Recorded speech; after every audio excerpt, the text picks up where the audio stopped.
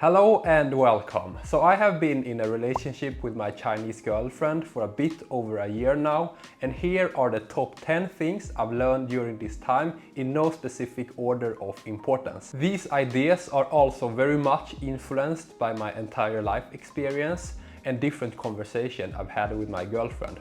Okay, let's begin. Number 1. Female entitlement in a relationship is real. What I mean here is that there are certain negative behaviors such as being lazy, tired, unmotivated and emotional that are more okay for a woman to be than for a man to be. Here is an example. If a woman spends her whole day scrolling their phone, watching TV, eats unhealthy and doesn't leave their home, then that's supposed to be accepted by the man. And if the man says anything about this, then a lot of women will see this as being unsupportive and that he's putting pressure on her. But if a man in a relationship would do that, then that would be seen as being lazy, unmotivated and immature. Also, I do believe that if a man acts in a negative way, then the woman will lose more attraction towards him than if the woman acted in the same negative way. A lot of women here in China think that a good man is someone who accepts them entirely for who they are, and if they don't, then that is seen as a big red flag. One reason for that is because I've noticed that when women talk to each other, they almost always just say things they want to hear and they don't call out bad behavior. For example, my girlfriend has told me that she has never had a disagreement with most of her friends. There is this expression in China called drinking chicken soup, which basically means being a yes man and saying things which makes the other person feel good about themselves. And the reason why it's called drinking chicken soup is because when you actually drink chicken soup, it's warm, comfortable and feels good, just like hearing what you want to hear. And I really do believe that a lot of relationships between women in China is that they're just feeding chicken soup to each other. They are just agreeing with each other all the time, and instead of calling out each other's flaws, they gossip and talk bad about other people. And they support more or less anything the other person does. And I think this is one of the reasons that's led to this entitled mentality. Number 2, there is just no escaping the influence of social media. I think that almost all young women in China consume a lot of social media. It basically is that if they have a bit of free time, then they will spend that scrolling social media. Because of this, unless they have something going on in their life or any interest, all women will more or less prioritize the same thing, which is short-term pleasure in the form of shopping, scrolling social media, eating tasty food, watching TV and travel. And then some women will also prioritize taking care of their health. And the unfortunate reality is that a lot of women's phone addiction has grown to the point where the phone has become more interesting than the real world, so all they do is more or less checking their phone. Women can complain about many things in life, but one thing I've never heard a woman complain about is checking their phone. I've never heard a woman say that they're checking their phone too much or that they're getting too many notifications. Let me illustrate of what's happened here. So if this is social media and this is a Chinese person, then this is what's happened.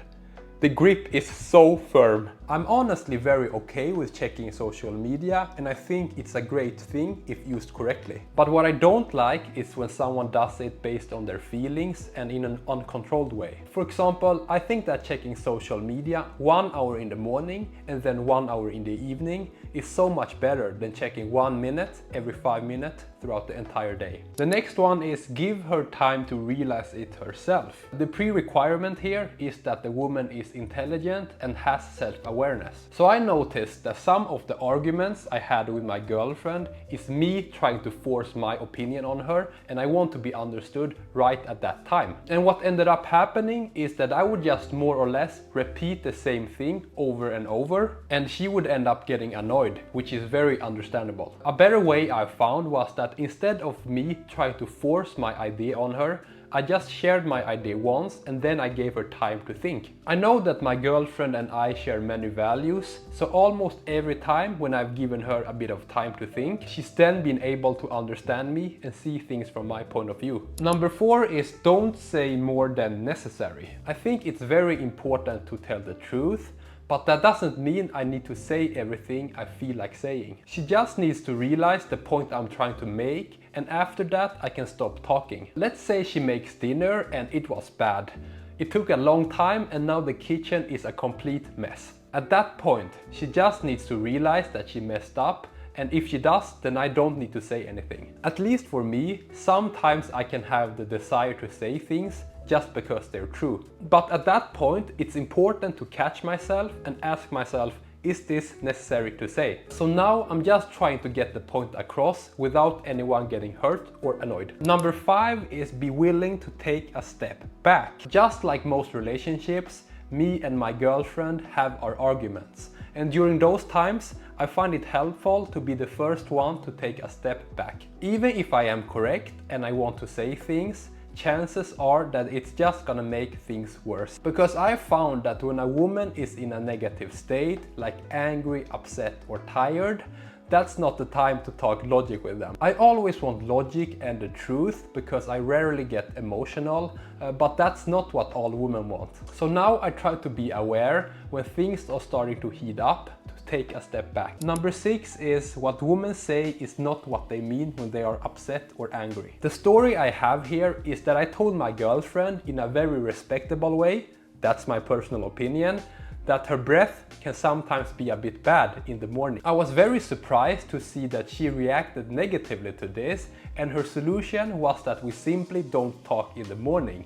But of course, we still talk in the morning. Number 7 is things always feel better in the morning. Let's say I have an argument with my girlfriend and we have talked it through, but it still doesn't feel good. One thing I've learned is that if we have said everything we want to say and both people don't have anything new to add, then things will just feel better the next morning. Number 8 is men and women are not the same. Growing up in the West, I was always told that everyone is equal treatment to everyone. So of course, this is what I did at the start of this relationship.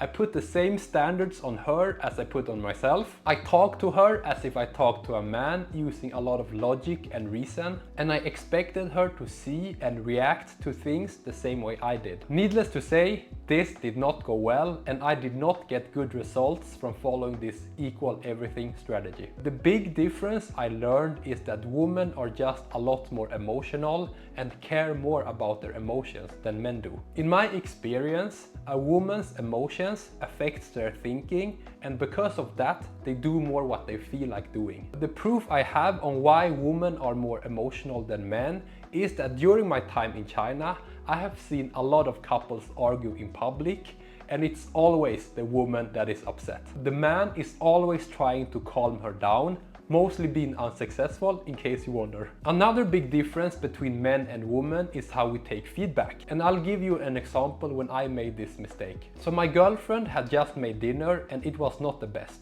It took a long time, the kitchen was a bit messy and she was very tired. So the first thing I did was that I told her something like this.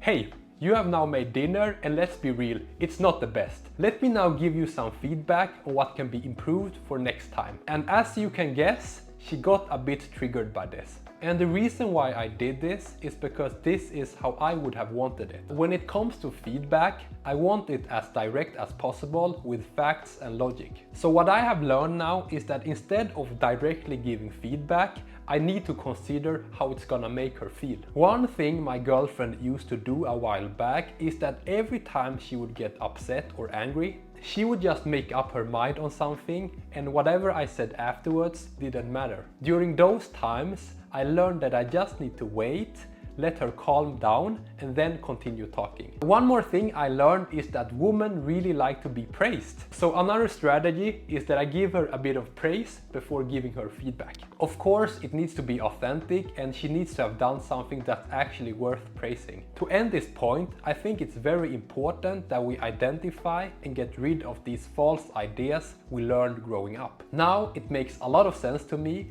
that a woman won't be happy if you treat and talk to them as if she's a man. One thing I've learned about myself during my time in this relationship is that I can be a bit of a people pleaser. For example, if my girlfriend is not happy because of something I said, then I believe that I've done something wrong, even though I didn't do anything wrong. When it comes to saying things, I believe that if I'm kind, honest and respectful, then I can pretty much say anything. The way I see it now is that being a people pleaser is not necessarily a bad thing. As long as it's people I care about, then I think it's fine. But if it is strangers and people I don't care about, then I don't think I should sacrifice my energy and happiness in order to please them. The last lesson is that I need to continuously invest in myself and in the relationship. Because I noticed that if I don't do that, then it's very easy to end up in a complacent situation. And then time just moves by and I've made no progress, and as a result I become unhappy. And when I don't invest in myself, I just noticed that all sorts of problems start to appear and there is a lack of excitement in the relationship. The way I see it is that if the relationship is important to me,